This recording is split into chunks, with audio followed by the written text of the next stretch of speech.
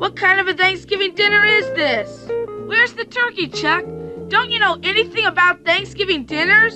Where's the mashed potatoes? Where's the cranberry sauce? Where's the pumpkin pie? Hello, and welcome to a new episode of RT Essentials. I'm Naz Perez. Cue sparkle in the teeth. One of the great things about movies is that there's one, or in most cases many, for just about every holiday known to man. Yeah, even Arbor Day has movies. And thankfully, our wheel of random holidays that we keep in a room next to the tomato meter landed on Thanksgiving. Just kidding, there's no room at the tomato meter, but we should do that. That would be really cool. Now, what makes a movie a Thanksgiving movie can range from a few pivotal scenes to its central themes, or its overall setting and time of year, with more to be considered. So, catch a plane or a train, because this miracle of an episode is filled with funny people who will blindside you with some emails and the scent of a Thanksgiving movie. I think I smell gravy. Okay, you get it. Now, time to check out our list of the best Thanksgiving movies. Planes, Trains, and Automobiles. Well, I'll see you tomorrow then. Gobble, gobble. Oh, bye-bye.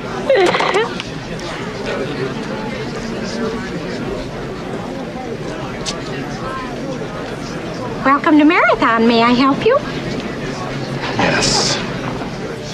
How may I help you? You can start by wiping that dumb smile off your rosy cheeks.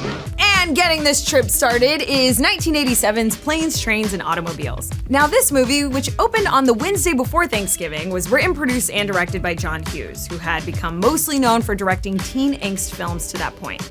This one stars Steve Martin as a bit of a control freak advertising man named Neil, who is trying to get from New York back home to Chicago for Thanksgiving with his family.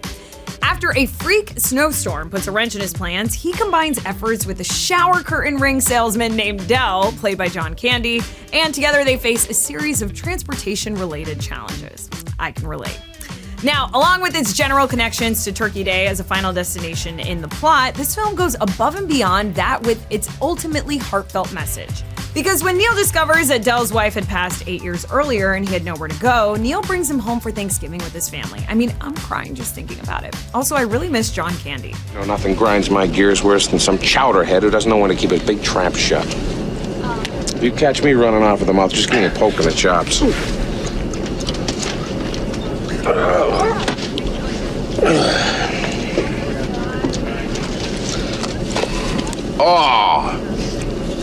Oh, that feels good. Oh, God, I'm telling you. My dogs are barking today. Now, of course, Planes, Trains, and Automobiles also perfectly captures that other very big part of Thanksgiving, travel, or more specifically, travel headaches. Now, for this one, many of the highway scenes were filmed on a stretch of US Highway 219 that runs between Buffalo and Springville, New York, which was unopened at the time, lucky for them. And it was two travel scenes in particular that convinced Steve Martin to join the production: the seat adjustment scene in the car and the F-word tirade at the car rental desk. You gotta love it. Now, Deadline reported back in 2020 that a remake of this film had been in development with Will Smith and Kevin Hart starring. Wouldn't that be good?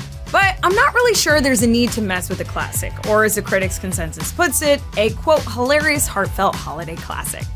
Addams Family Values. This year, we depict perhaps the most important day in our shared past, the first Thanksgiving. A day for maize, the Native American word for corn, a terrific turkey dinner, and brotherhood. So, white meat and dark meat.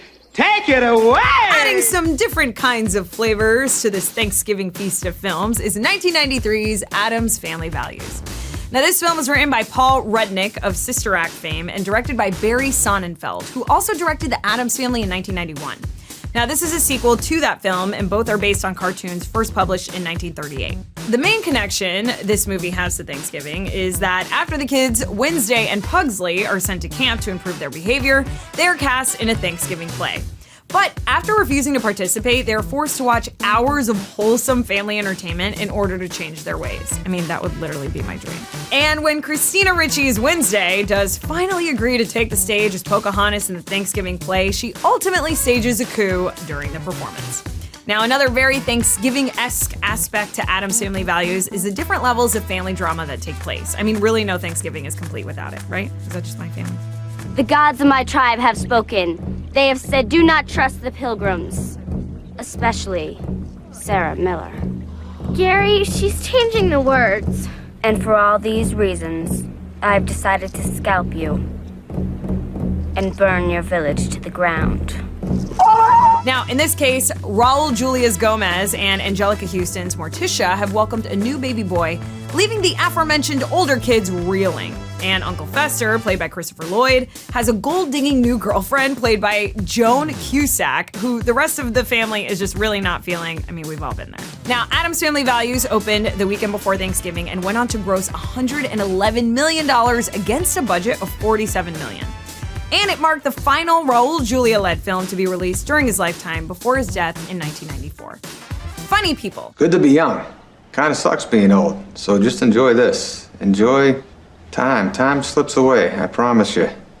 I had a dinner like this 20 years ago with guys that we just like lost touch with each other. I never talk to them anymore. Some of them are dead. So, yeah, you know, things slip away. Taking a seat at the table next on this list is 2009's Funny People. Now, this film was written and directed by Judd Apatow in his first more serious turn after films like 40-Year-Old Virgin and Knocked Up. Adam Sandler stars in this one and is a comic named George Simmons who finds out that he has a fatal disease. So he ends up taking a struggling young performer named Ira, played by Seth Rogen, under his wing. At one point during the movie, Ira invites George to Thanksgiving, aka Friendsgiving, and George goes. Now, it's there that he delivers what many consider to be one of the most touching Friendsgiving speeches in film history. He talks about getting older and being alone and good friends and yada yada yada. Now I'm gonna start crying again. It's really good. If you love somebody, don't let them slip away.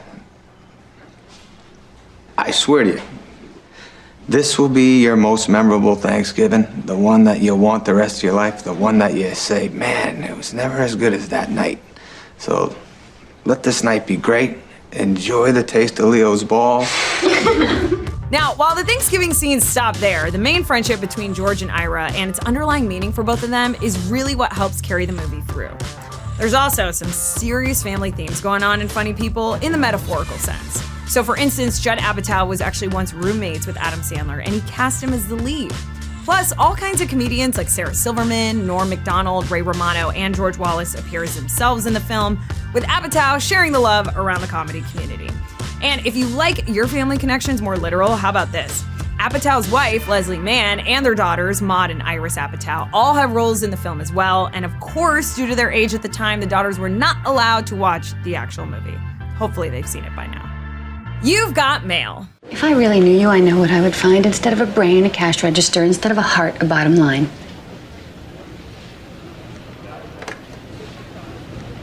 What? I just had a breakthrough. What is it? I have you to thank for it. For the first time in my life, when confronted with a horrible, insensitive person, I knew exactly what I wanted to say, and I said it. This has got to be one of my favorite Thanksgiving movies of all time. Filling up the inbox of this list next is 1998's You've Got Mail. Nora Ephron directed this one and co-wrote it with her younger sister Delia Ephron after previously collaborating on 1994's Mixed Nuts and 96's Michael. Now, this film was inspired by a 1937 Hungarian play that was previously adapted as the 1940 movie The Shop Around the Corner. In this late 90s gem, Meg Ryan stars as a struggling boutique bookstore owner who unknowingly strikes up an online friendship with the owner of the chain bookstore that is driving her out of business, played by Mr. Tom Hanks. Now, of course, Ryan and Hanks previously have appeared together in films like Joe vs. the Volcano and Sleepless in Seattle, the latter of which was also directed by Nora Ephron. And it's that familiar and homely feeling that we get from the cast and the director that helps make this one of the best Thanksgiving movies. Plus, many memorable moments from this film happen during the Thanksgiving season, with the beautifulness that is fall in New York as its backdrop. Is there anything you Hello. can do? Hello. Hi. Do you need some money? No, I do not need any money. Thank you very much. Get in another line. Hi. Rose. That is a great name. Rose. This is Kathleen. I'm Joe. And I'm Henry. Henry, how are you? Happy holidays. This is a credit card machine. Happy Thanksgiving. And one of the big scenes happens on the big day of thanks, when Tom and Meg's character meet in a grocery store's cash-only line and she is straight out of cash. Ugh, the dreaded holiday grocery shopping. Yet another one of the holiday's true essences captured in the film. And while The Fresh You've Got Mail pulled in a nice worldwide gross of nearly $251 million, its real success lies in its sentimentality. The kind that the holidays call for, a holiday like Thanksgiving, because, all right, you get it. Grumpy old men. Medication. Yes, without it, he could be anywhere, wandering around, talking to the trees. Believe me, this man is a menace. He's always drinking, starting fights. Isn't that right? But have you seen him? No. I think perhaps. No. Brightening up this list next is 1993's Grumpy Old Men. Now, this one was directed by Donald Petrie of Mystic Pizza fame at the time and stars Jack Lemmon and Walter Matthau as two neighbors, John and Max, who have been feuding since childhood. Their rivalry intensifies when a woman moves in across the street right before Thanksgiving and ends up having her turkey dinner with one of their other neighbors who eventually passes away. Now, at that point, with all due respect to the deceased, it's game on for John and Max. The movie also includes a couple Thanksgiving settings and conversations at the homes of John and Max, with some of the supporting cast like Kevin Pollak and Daryl Hannah. Along with the actual tea-giving moments, Grumpy Old Men also captures that general winter in the Midwest feeling that usually kicks in by late November. Now, ironically though, filming was set to begin in January of 1993 in Minnesota, but had to wait until February due to a lack of snowfall. Oh, no. Belongs in a rubber room.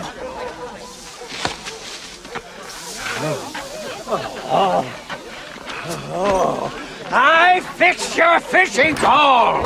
Cares about a damn fishing pole! You can shove that pole! You think a lousy old pole is gonna replace her? And in the true spirit of the Thanksgiving holiday, one of the central themes of this movie is the importance of family and friends. That includes both in front of and behind the camera, given that this was the 6th out of 10 film that would pair up friends Lemmon and Matthau. To keep the good vibes going, the screenplay was written by Mark Steven Johnson, a film student at Winona State University at the time, and in his first writing credit, he went on to write Grumpier Old Men, plus films like Jack Frost, Daredevil, and Ghost Rider. I mean, what's not to love about a behind-the-scenes success story for someone who was no doubt thankful for the opportunity? Miracle on 34th Street. Imagine making a child take something it doesn't want just because he bought too many of the wrong toys. That's what I've been fighting against for years, the way they commercialize Christmas. Yeah, there's a lot of bad isms floating around this world, but one of the worst is commercialism. Make a buck, make a buck. Even in Brooklyn, it's the same. Don't care what Christmas stands for, just make a buck, make a buck. Next on this list of the best Thanksgiving movies is 1947's Miracle on 34th Street. Now, this film, which takes place in New York City between Thanksgiving and Christmas, was written and directed by George Seaton and based on a story by Valentine Davies. In it, Edmund Gwenn plays an old man who goes by the name Kris Kringle, who fills in for an intoxicated Santa in the annual Macy's Thanksgiving Day Parade. He soon becomes a regular Santa for the chain's main store, but once he starts claiming that he's in fact the real Santa Claus, it leads to a court case to determine if what he's saying is real.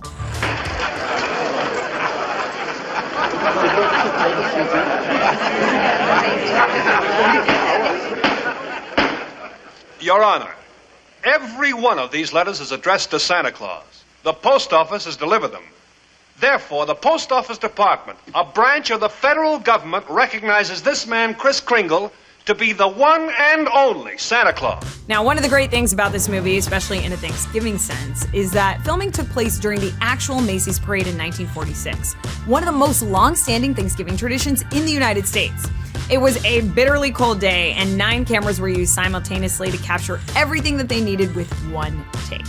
Not only that, Edmund Gwenn played Santa in the actual parade and fulfilled most of the duties of any parade Santa, including addressing the crowd from the Macy's marquee at the end. Now, to go along with those obvious connections to the Thanksgiving holiday and just the feel-good family vibe that comes from the story, the legacy and tradition of this film continues to hold up as well. Miracle on 34th Street was actually up for 4 Oscars, including Best Picture, and it took home 3.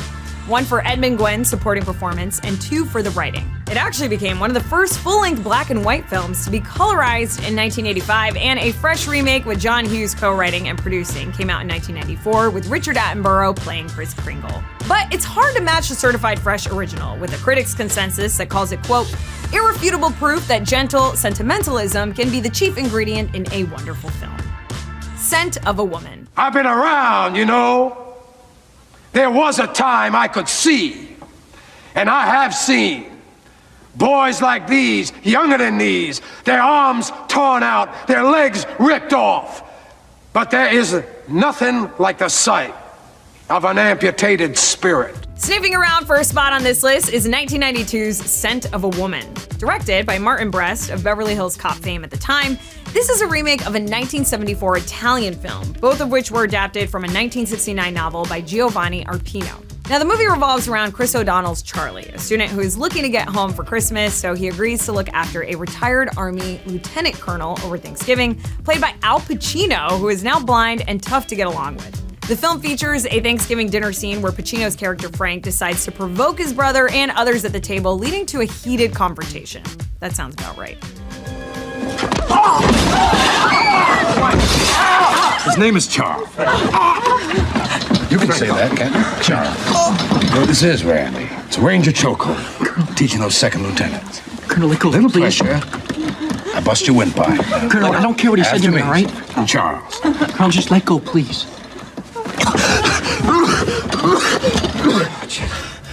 Now, sometimes to be truly thankful for what you have, it's nice to look back at what could have been. And in this case, young stars like Brendan Fraser, Stephen Dorff, and of course Matt Damon and Ben Affleck were among those who auditioned for Charlie before O'Donnell was cast. And Jack Nicholson was actually offered the role of Lieutenant Colonel Frank, but turned it down before Pacino was eventually cast, and Al made the most of it. Now, to help understand what it's like to be blind, Pacino actually met with people who had lost their sight due to trauma and was schooled by local New York organizations in different techniques a blind person might use to do things like seat themselves, pour liquid, and light a cigar.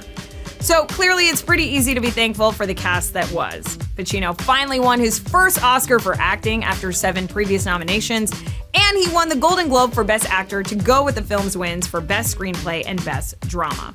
Pouring a box office gross of just over $134 million, and it is all gravy, baby. Pieces of April. This was long ago,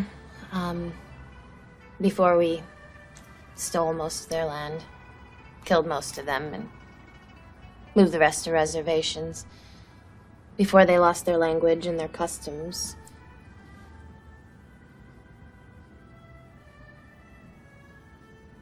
Okay, forget what I just said. Coming together for the next spot on this list is 2003's Pieces of April. This film follows April, a rebellious and quirky girl played by Katie Holmes, who lives with her boyfriend in a low-rent NYC apartment miles from her family. Now, despite that, she ends up inviting the whole crew over for Thanksgiving dinner after learning that her mom, played by Patricia Clarkson, has a fatal form of cancer. To take the Thanksgiving themes even further, while April's family struggles with the complicated drive into the city, she's forced to turn to a neighbor, played by Sean Hayes, for help after running into kitchen trouble. Thankfully for fans of Patricia Clarkson, this was a great vehicle for her talents and ended up being a big success for her career. She was actually nominated for Screen Actors Guild, Golden Globe, Independent Spirit, and Academy Award for Best Supporting Actress for her performance. And she brought home hardware from the National Board of Review, National Society of Film Critics, the Sundance Film Festival, and the Satellite Awards, among others. Dang, girl. Would you knock? Where is she? I don't know. Who? Your mother. Honey? Mom? Mother? Mommy? Joy?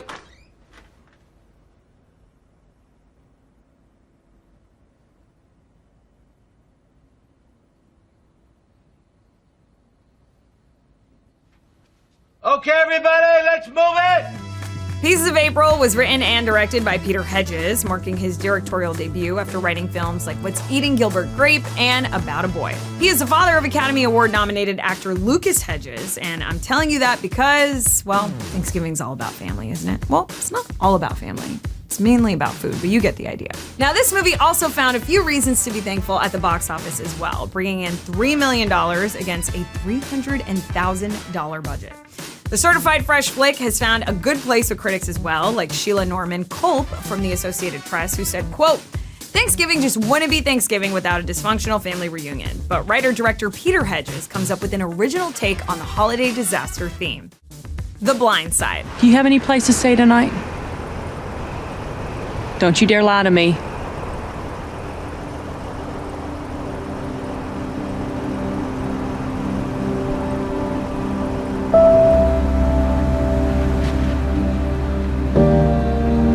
Seen that look many times.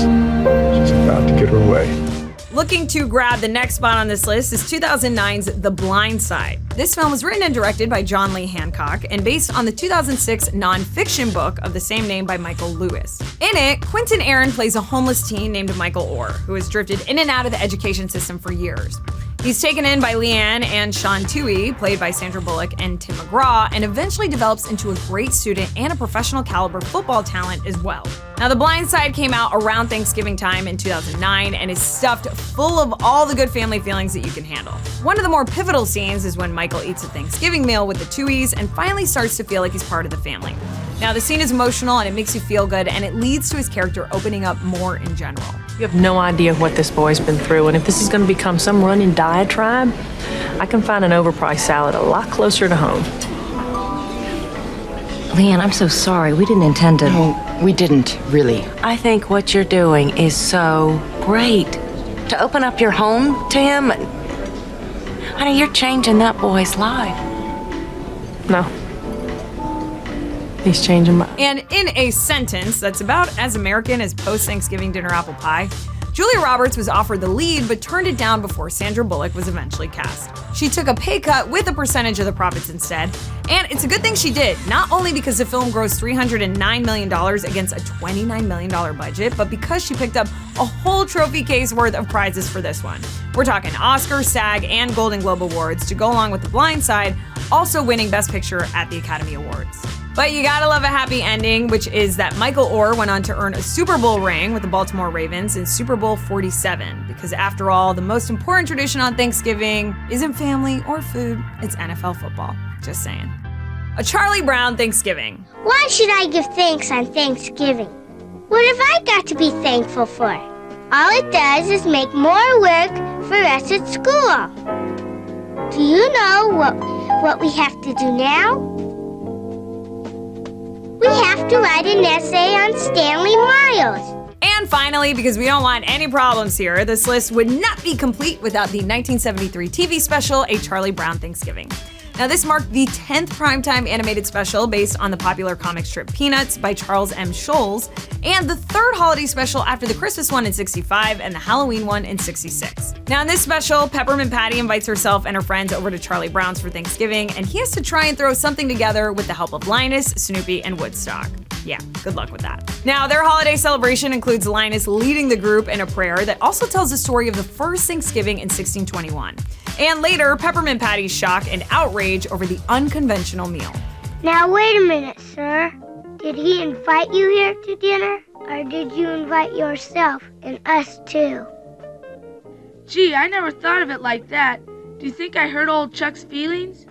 I bet I hurt his feelings, huh? Golly, why can't I act right outside of a baseball game? Marcy, maybe you can go to old Chuck and patch things up for me. Maybe you can tell him how I really feel. Tell him that I didn't mean it the way it sounded. Marcy, you can do it. You go see him and tell him that I really like him and that the dinner is okay with me. The special first aired on CBS on November 20th, 1973, and went on to win an Emmy the following year on its way to becoming a popular annual tradition for families around Thanksgiving. It is aired on TV nearly every year since 1973, with a switch to ABC along the way, and later on PBS as part of a deal with the current owner of all things Peanuts, Apple TV+. And while there was another Thanksgiving-themed special in 1988, This Is America, Charlie Brown, which tells the story of the Pilgrims, it's this special that has endured. Now, a big reason for that is the highly recognizable musical score by the Vince Guaraldi Trio. Now, there was no official soundtrack, but the songs have been scattered throughout the universe on different compilation albums. And they are still as recognizable as ever and will most definitely transport you to a very specific time and place where turkey was most likely involved. Well, my friends, we did it. We got through our list of the best Thanksgiving movies, and we didn't even stop for a snack break. Like, I don't know, a turkey sandwich or something, guys? I'm starving. I mean, I'm just dying to know, what are your favorite Thanksgiving movies? Maybe start by checking out some of the ones on this list to get your juices flowing, like a delicious juicy turkey with stuffing and mashed potatoes and gravy and maybe more stuffing. All right, I gotta go. Thanks for tuning in to Rotten Tomatoes Essentials. I'm your hungry host, Naz Perez, and I'll see you next time. Happy Thanksgiving.